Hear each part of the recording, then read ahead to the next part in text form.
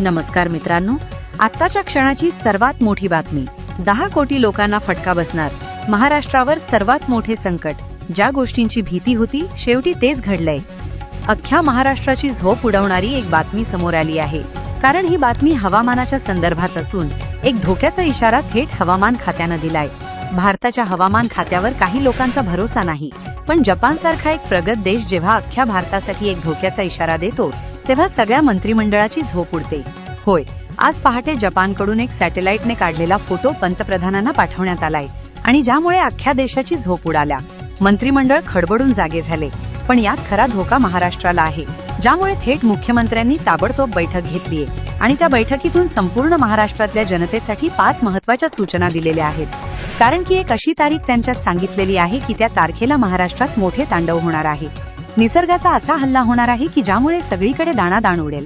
खरं तर जपानने 6 महिन्यांपूर्वी सांगितलं होतं की एल निनो हा देशाला धक्का देणार, ऑगस्ट पासून फेब्रुवारी 2017.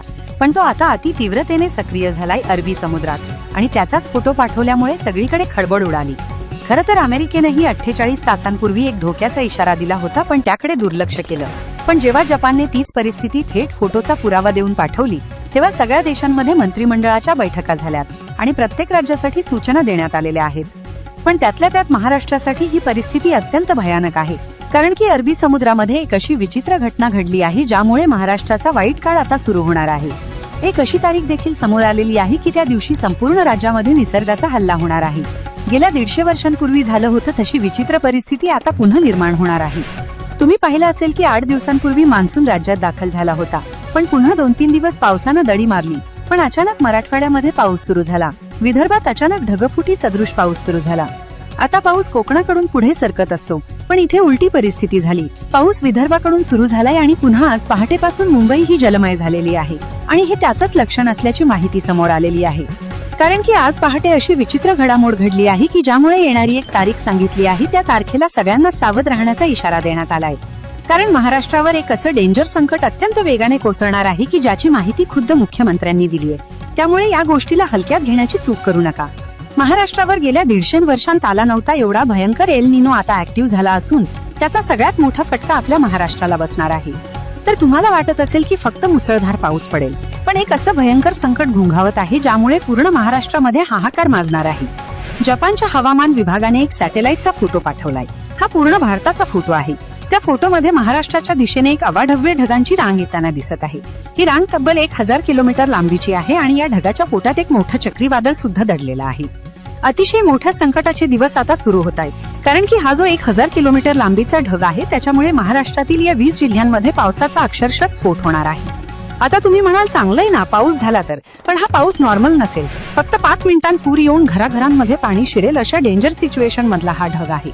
कारण की सॅटेलाइटच्या माध्यमातून आलेला हा फोटो, यामध्ये जेव्हा ढगांची लांबी मोजली तेव्हा त्या ढगाची लांबी 1000 किलोमीटर भरली असून त्याच्या पोटात जे चक्रीवादळ आहे ते आतापर्यंतचं सगळ्यात खतरनाक आहे. बघा, जेव्हा जेव्हा एल निनो येत असतो तेव्हा तो पूर्ण वातावरण उलथोपालथो करून टाकतो आणि आता सुद्धा तेच होणार असल्याचा मोठा इशारा मिळाला आहे. मुख्यमंत्र्यांनी तातडीने बैठक घेऊन राज्यातील सर्व शेतकरी बांधवांसाठी, सर्वसामान्य जनतेसाठी 3 महत्त्वाच्या गाईडलाईन्स दिल्या आहेत. एक तारीख सुद्धा फिक्स केली आहे की या तारखेपासून महाराष्ट्रामध्ये मोठी आपत्ती कोसळणार आहे. मग काय आहे ती तारीख? कोणत्या जिल्ह्यांमध्ये ही धोक्याची घंटा वाजणार आहे? मान्सूनचा हा प्रवास नेमका कधीपासून कधीपर्यंत असणार आहे? कोणत्या जिल्ह्यांमध्ये धोधो पाऊस पडेल? ही सगळी सविस्तर माहिती आपण या व्हिडिओमध्ये पुढे पाहणार आहोत. सावधान, अख्ख्या महाराष्ट्राचा काळजाचा ठोका चुकवणारी एक महाभयंकर बातमी समोर येत आहे. शांत निरभ्र आकाश आणि कडक उन्हाच्या बुरख्याआड एक भयंकर विनाशकारी सत्य लपलंय. होय, ही वादळापूर्वीची ती जीवघेणी शांतता आहे. प्रशांत महासागराच्या पोटात अचानक एक अजब महाकाय हालचाल झालीय. याने सुपर एल निनो या राक्षसाला जन्म दिलाय. या राक्षसाने अरबी समुद्रातील सर्व आर्द्रता शोषून घेत तब्बल 1000 किलोमीटर लांबीचा एक अवाढव्य काळकुट्ट ढगांचा अजस्त्र सापळा तयार केलाय. हा ढग जर फुटला तर महाराष्ट्रावर थेट आभाळच कोसलेल. ऐन दुपारी रात्रीसारखा मिट्ट काळोख होईल आणि बंदुकीच्या गोळ्यांसारख्या गारात थेट काळजाचा थरकाप उडवतील. ह्या विनाशकारी ढगांची पहिली भयानक पाऊलखोणा जुलैच्या पहिल्या आठवड्यातच जाणवणार असून ठीक 5 जुलैला हा निसर्गाचा कोप महाराष्ट्राच्या उंबरठ्यावर धडकेल. त्यानंतर 5, 6, 7, 8 आणि 9 जुलै रोजी हा महाविनाश राज्याच्या 10 ते 15 जिल्ह्यांना एकापाठोपाठ एक रक्ताळच सोडेल.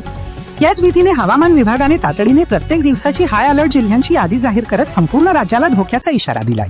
हवामान तज्ञांच्या मते महाराष्ट्र सध्या विनाशाच्या एका नैसर्गिक चक्रव्यूहात अडकला आहे. एका बाजूला प्रशांत महासागरातील सुपर एल निनो आणि दुसऱ्या बाजूला अरबी समुद्रातील वाफेचे डोंगर यांच्या मिलाफातून निसर्गाचे एक तांडव रचले जात आहे. या महाभयंकर विनाशाचा पहिला अतितीव्र तडाखा दक्षिण महाराष्ट्राला कोल्हापूर, सातारा, सांगली यांना बसेल, जिथे 5 जुलैच्या दुपारीच ढगफुटी होऊन स्मशान शांतता पसरेल. पुणे आणि बारामतीत तर निसर्ग थेट भयानक खेळ मांडणार आहे. तिथे साधा पाऊस नाही तर विजांच्या थरथराटात आकाशातून थेट गारा बरसतील. दुसरा भीषण हल्ला उत्तर महाराष्ट्र आणि खानदेशावर, नाशिक, जळगाव, धुळे, नंदुरबार, जिथे ताशी 100 किमी वेगाचे चक्रीवादळ मोठमोठी झाडं आणि घरपत्त्यांसारखी हवेत उडवून लावेल. नाशिकची जमीन गारांच्या तांडवाने पांढरी फटफट पडेल. तिसऱ्या तळप्यात मराठवाड्याच्या संभाजीनगर, जालना, बीड, लातूरच्या नशिबी 2015च्या त्या काळजाचा थरकाप उडवणाऱ्या भीषण दुष्काळाच्या वेदना पुन्हा लिहिल्या जातील. आधी अवकाळी पाऊस सगळं उद्ध्वस्त करेल आणि नंतर मान्सून गायब होऊन भूमी तहानलेली चुरेल. चौथ्या टप्प्यात विदर्भावर नागपूर, वर्धा, अकोला, थेट हिमालयातील थंड हवेच्या टकरीमुळे आभाळ फाटेल आणि सिमेंटची पक्की घरंही पत्त्यांसारखी हादरवून सोडणाऱ्या विजा खडखडतील. मध्य महाराष्ट्रही या महाप्रलयातून सुटू शकणार नाही. हा केवळ पाऊस नाही, हा निसर्गाविरुद्ध माणसाचा एक अत्यंत थरारक संघर्ष आहे. मित्रांनो, आतापर्यंत जी माहिती आपण पाहिली ती खरोखर चिंता वाढवणारी आहे. हवामानाचा हा लहरीपणा आणि जागतिक पातळीवर बदलणारी सॅटेलाइटचे संकेत